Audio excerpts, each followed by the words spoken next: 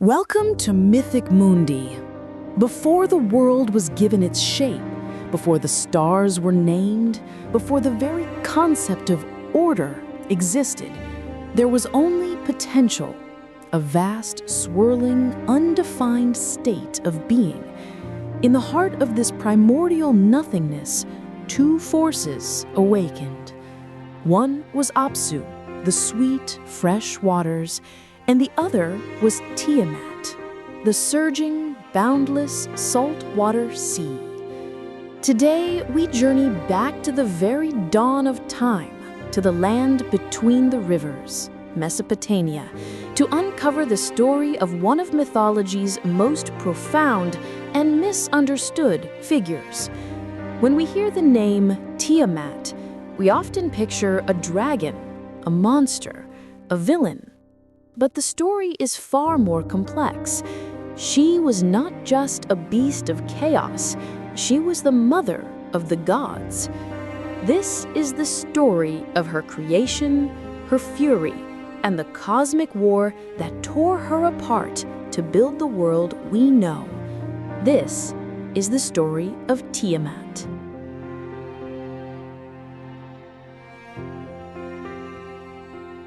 Our primary source for this epic tale is the Enuma Elish, the Babylonian epic of creation. It's a text that is part poem, part religious doctrine, and part political justification, written on clay tablets thousands of years ago. And it begins, as all things must, in the before time. Imagine a universe without a sky, without a ground. There is only water. Apsu, the fresh water, and Tiamat, the salt water, mingled their essences. In their embrace, the first generation of deities was born. First came Lahu and Lahamu, representations of the silt and mud that form where fresh and salt water meet. From them, Anshar and Kishar, the horizons of the sky and the earth, were born. And from them, Anu, the god of the heavens, and his son, Ea. Ea, also known as Enki in earlier Sumerian texts, was a god of immense wisdom, cleverness, and magic. He and his siblings represented a new kind of existence. They were active, noisy, and vibrant. The Enuma Elish describes them as surging and dancing, their energy filling the primordial space. And this is where the first conflict begins. Apsu, the father, could not stand the noise. Their new, vibrant energy disturbed his ancient, quiet slumber. He complained to Tiamat, his partner, "By day I cannot rest, by night I cannot sleep. Their ways are disruptive. I will unmake them so that we may have peace once more." This is a critical moment. How did Tiamat, the mother, respond? The text says she was distressed and grieved. She argued against Apsu's plan. "How could we destroy what we have created?" she asked. "Their ways are indeed disruptive, but let us be patient." Tiamat, at this stage, is not a force of destruction. She is a protector. She is the nurturing mother willing to tolerate the chaos of her children. But Apsu, advised by his vizier Mumu, would not be swayed. He began to plot the end of his descendants. The young god Ea, the all-wise, perceived the plot. He was not a warrior, but a strategist. Using his powerful magic, he crafted a spell. He poured sleep upon Apsu, causing him to fall into a deep slumber. Then Ea took action. He subdued Apsu, taking his crown and mantle of radiance for himself. Then he brought an end to Apsu's designs, securing the future for himself and his siblings. This act was essentially the first great shift in power. The son had overcome the father. The new generation, the generation of activity and order, had triumphed over the ancient static inertia. And Tiamat was left alone. For a time, there was peace. Ea established his domain, and with his consort, he fathered the great hero of our story, Marduk. The poem describes Marduk as a god born for supremacy. He was perfect, powerful, a son of the sun, endowed with leadership from birth. But while the new gods celebrated their victory and the birth of their champion, something was changing in the depths. The other ancient gods, the ones who had been born with Tiamat, came to her. They criticized her. They stirred her emotions. When Apsu, your spouse, was ended, you did not stand by his side. You did nothing. They fanned the flames of her grief, her isolation, and her loss, and slowly, that deep maternal grief began to curdle. It twisted into something new, something cold, something furious. The protective mother was gone. In her place, a new Tiamat was rising, an avenger. She who had once argued for patience now declared war. If the new gods loved their noisy, active world so much, she would show them the ultimate unmaking activity. She would show them her chaos. Tiamat, the primordial mother, was about to become the dragon of the apocalypse.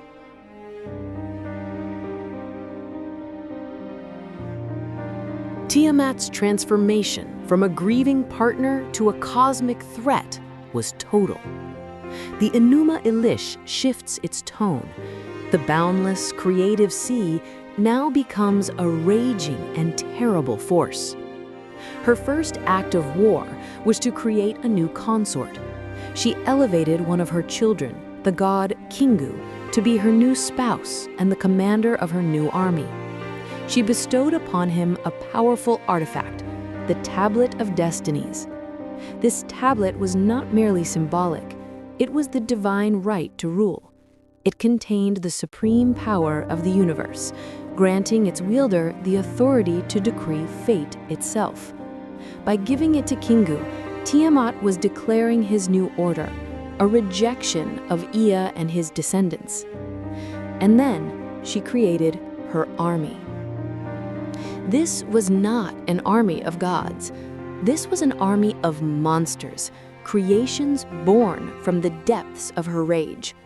The epic lists them by name, and they are the stuff of nightmares, prototypes for almost every monster in Western fantasy.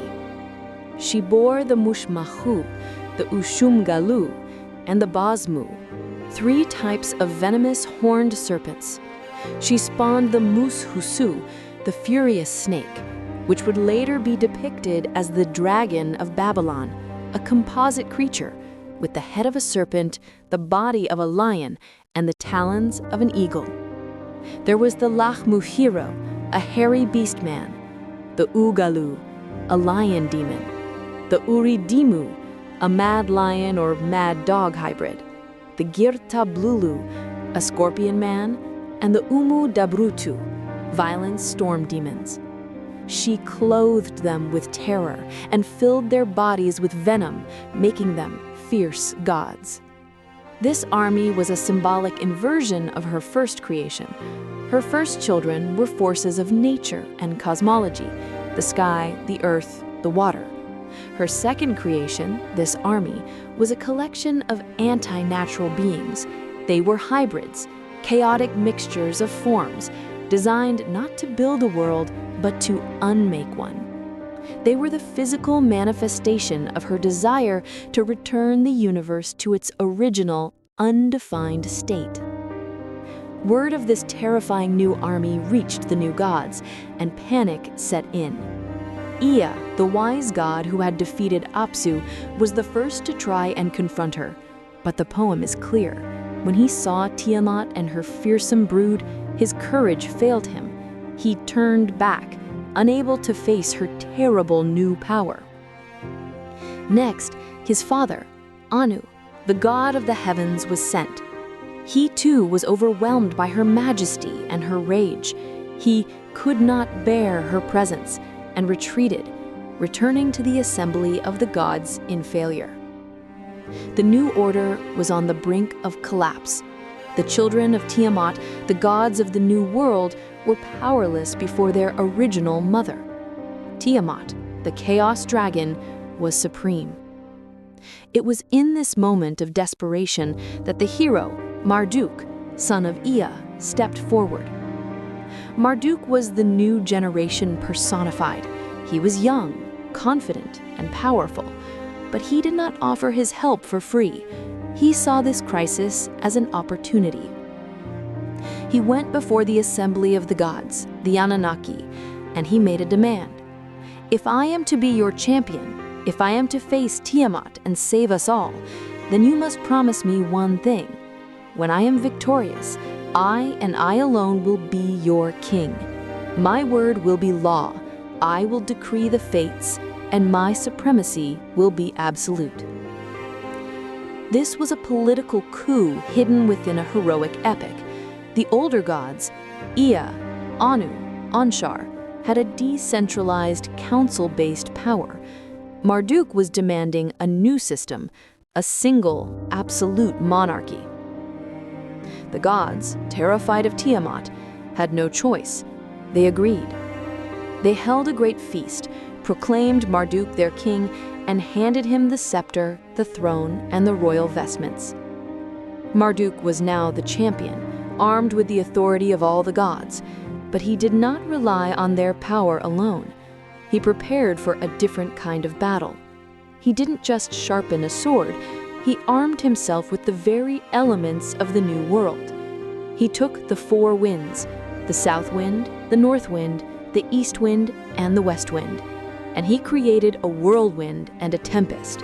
He created the Imhulu, the evil wind, a devastating storm. He armed himself with a mighty bow, a mace, and a net to ensnare her. He filled his body with blazing fire. He mounted his storm chariot, drawn by the killer, the relentless, the trampler, and the swift. And he rode out not just as a warrior, but as a king. He rode out as the avatar of a new kind of order, a militant, organized, and singular force. The stage was set for the final confrontation, the new, unified order of Marduk against the ancient, multi-formed chaos of Tiamat. Tiamat saw him approach. She cried out in a rage, her foundations trembling. Kingu, her champion, was by her side. Marduk unfurled his great net, a net given to him by his father Anu, symbolizing the authority of the heavens themselves. He intended to encompass her, to trap her, to define her. Tiamat, seeing this, opened her mouth to its widest. She prepared to devour him, to swallow this arrogant young god just as she had spawned the older ones. And in that moment, Marduk acted. As she opened her mouth, he drove in the evil wind, the Imhulu. The wind was so powerful, it distended her body, and she could not close her jaws. The wind raged inside her, a storm within the sea. While she was incapacitated, Marduk raised his bow. He loosed an arrow. The arrow, guided by the heavens and the winds, flew true. It passed through her open mouth, deep into her being, and ended her life. The conflict was over. The primordial mother, the source of all things, the ancient sea, was still. Her army of monsters, seeing their mother and queen defeated, broke. They turned and fled, their courage shattered. Marduk captured them. smashed their weapons, and cast them into his net. As for Kingu, her champion, he was bound. Marduk wrested from him the tablet of destinies, the supreme power of the universe, and fastened it to his own breast. The war was won. The rebellion was crushed. Marduk, the new king, stood victorious over the massive, silent form of his grandmother. But his work was not done. It had, in fact, only just begun. The mother of chaos was defeated. Now it was time to build the cosmos from her.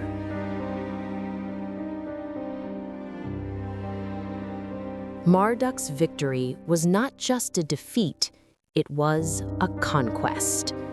And what he did next is perhaps the most famous and most significant part of the entire epic. He stood over the vast, inactive form of Tiamat. He then, as the poem says, divided her. He split her great physical being into two distinct parts, like a mollusk. From one half, her upper part, he fashioned the roof of the heavens. He set it in place, stretched it out, and stationed guards to ensure that her waters, the waters above, would not escape and flood the world below. From the other half, her lower part, he established the earth. He built the mountains from her head, and from her eyes, he caused the two great rivers to flow, the Tigris and the Euphrates. The very lifeblood of Mesopotamia was made from the tears of the defeated dragon. This act is profound. It is the ultimate expression of order conquering chaos. Tiamat, who was once a single, boundless, undefined thing, the salt sea, was now defined. She was separated. She was delineated. She became the sky above and the earth below. The universe was created not from nothing, but from the division and organization of the primordial other. Marduk's new cosmos was, quite literally, built upon the body of his ancestor. With the world built, Marduk organized it. He established the constellations, assigned the gods to their stations, and set the stars, moon, and sun in their courses to mark the days and years. But there was one final problem. The gods now had their homes and their duties in this new cosmos, but it was a lot of work. They complained. Marduk, hearing their complaints, conceived of one final creation. He needed a new kind of being, a lesser being, one who could bear the toil of the gods and service their needs. He would create humanity. But to create this new being, he needed a sacrifice. He turned to the captured general, Kingu, Tiamat's consort. Kingu was brought before the assembly. He was accused of being the one who incited Tiamat and began the hostilities. He was found guilty. From Kingu's blood, Marduk, with the help of his father Ea, fashioned mankind. This, too, is incredibly symbolic. We were created in this myth for the express purpose of being servants. We are bound by our very nature to the gods, made from the essence of their defeated enemy. With humanity created and the cosmos set, Marduk's victory was complete. He founded the city of Babylon on the new earth, building a great ziggurat, the Esagila, as his home and a bond between heaven and earth. The Enuma Elish concludes with the gods proclaiming Marduk's 50 names, each one prizing a different aspect of his power. So, what does this all mean? This epic is not just a story. For the Babylonians, it was the ultimate truth. But for us, as historians and mythologists, it is a fascinating piece of cultural and political propaganda. First, let's talk about the Kampfskaft. This is a German term meaning struggle against chaos. The story of a heroic sky god or storm god defeating a primordial sea monster or chaos dragon is one of the oldest and most widespread myths in the world. We see it in the Hittite myth of Tarhunt versus Iluwanka. We see it in the Canaanite myth of Baal versus Yam. We see it in the Hebrew Bible with Yahweh's dominion over the Leviathan. We even see echoes of it in the Greek myth of Zeus versus Typhon. The Enuma Elish is the most complete and detailed version of this archetype. Tiamat is the chaos dragon, the personification of the untamed, unpredictable, and perceived feminine natural world, specifically the destructive power of the sea and floods. Marduk is the hero god, the personification of civilization, order, and masculine structure, the storm, the wind, and the organized city-state. The myth is therefore an allegory for civilization itself. It is the story of humanity, represented by Marduk, building cities, domesticating rivers, like the Tigris and Euphrates, and imposing a human order onto the wild world. Second, this is a political document. The Enuma Elish was likely recited during the New Year festival in Babylon. Its entire purpose was to justify why Marduk, the patron god of Babylon, was the king of all gods. Before this, the chief god of the Mesopotamian pantheon was often Enlil, or in earlier times, Anu. This story systematically demotes the old gods. Ea and Anu fail to stop Tiamat. It is only the new god, the Babylonian god, Marduk, who is strong enough. The myth is therefore a religious and political justification for the rise of the city of Babylon as the capital of the Mesopotamian Empire.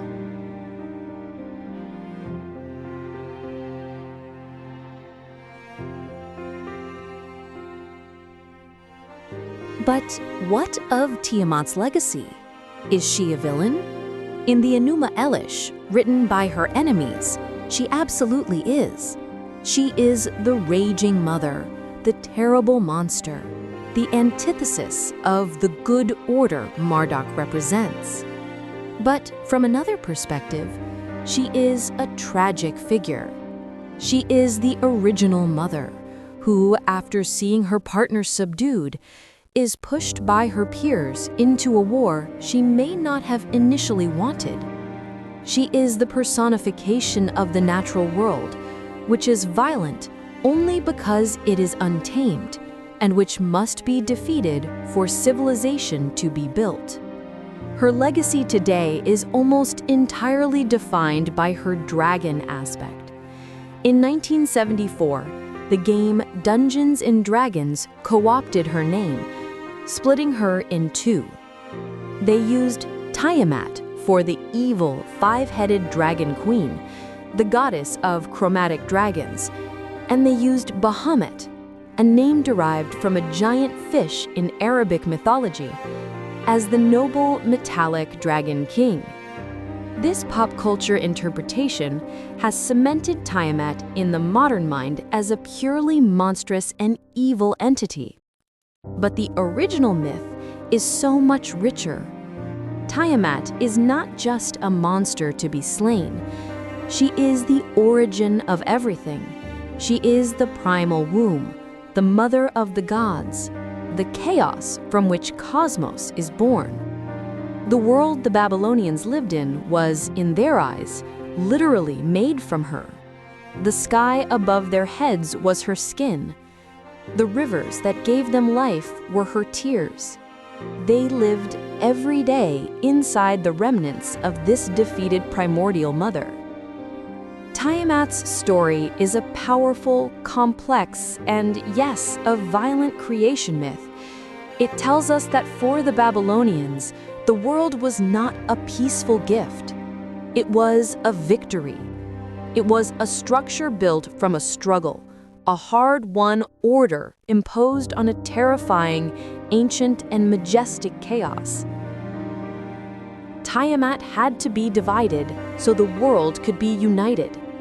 And that is her mythic legacy.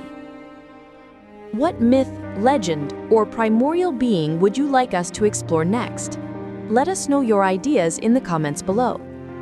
And if you enjoyed this journey into the heart of chaos, please help our channel by giving this video a like, subscribing for more mythic explorations, and leaving a comment with your thoughts on Tiamat. Thank you for joining us on Mythic Mundi.